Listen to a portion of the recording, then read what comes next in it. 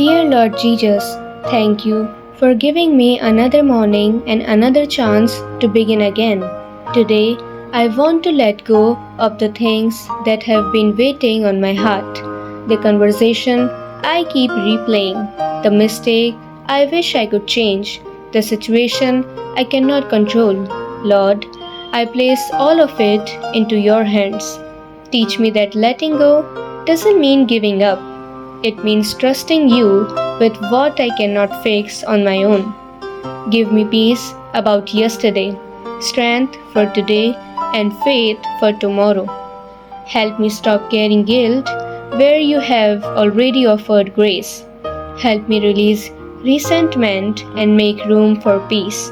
As I walk into this new day, don't let my past control my future. Keep me heart free, my mind peaceful, and my eyes focused on you. Thank you for your mercy that gives me a fresh beginning every morning. I trust you with everything I am leaving behind and everything ahead of me. In Jesus' precious name, Amen. If you love this video, then subscribe our channel for more videos like this and to join our Jesus community.